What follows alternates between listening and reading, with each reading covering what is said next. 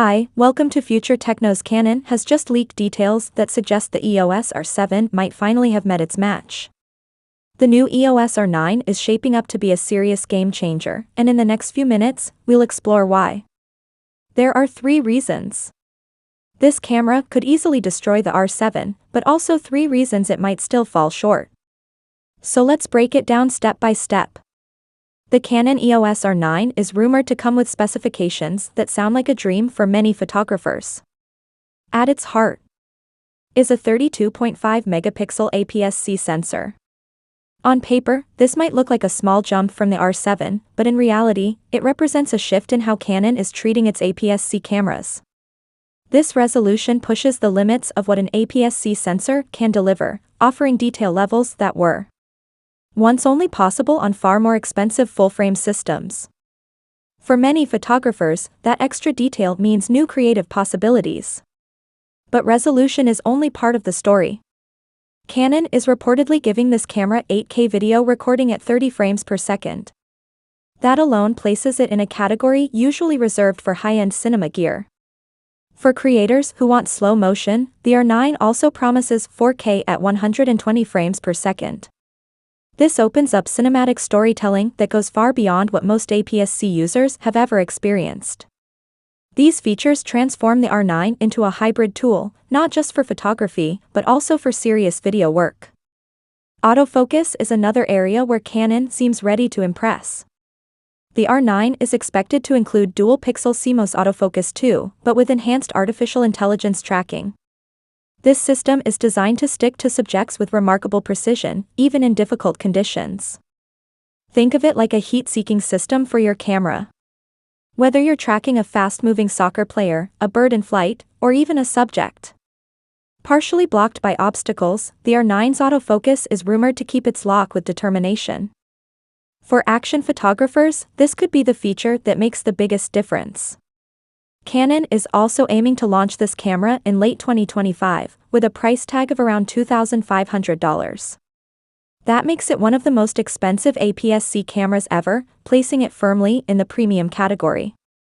At this price, Canon is sending a clear message: APS-C is no longer just for entry-level or mid-range shooters. It can be a professional tool too. That slight jump from 32 to 32.5 megapixels might sound like marketing, but the implications go deeper. With this resolution, photographers gain much more cropping flexibility. Wildlife shooters, for example, can crop in tightly on distant animals without losing crucial detail. Portrait photographers can deliver large prints that rival full-frame cameras, capturing the fine details of hair, skin, and fabric with impressive clarity.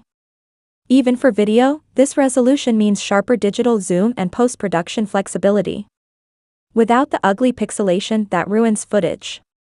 Then there's speed. The R9 is rumored to shoot at 20 frames per second, and when combined with its autofocus system, it becomes a powerful option for sports and wildlife. Imagine being able to capture every split-second movement of a player or an animal without missing focus. This is not just about fast shooting, it's about reliable shooting where every frame counts. Video, too, is where the R9 could win over creators. With 8K footage, filmmakers get detail that allows for cropping, stabilization, and post-production edits without losing sharpness. Downsampling 8K to 4K produces some of the cleanest and sharpest video possible.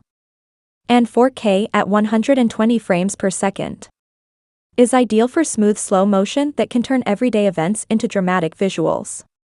From wedding videographers capturing falling petals to sports creators filming tricks and stunts, the creative opportunities expand significantly. But despite all this, there are reasons to pause before declaring the R9 the ultimate APS-C camera. First, that $2,500 price puts it in a tricky spot. It's too expensive for casual users, but not quite affordable enough to make professionals leave their full-frame systems. When you add in the cost of high-quality lenses, the total investment might push many buyers toward a full-frame option instead. Second, the body size is rumored to be larger, which reduces one of the main reasons people choose APS-C: portability. If you're carrying full-frame-sized lenses and a larger body, the system advantage begins to disappear. And when you look at Canon's APS-C lens lineup, there are still gaps.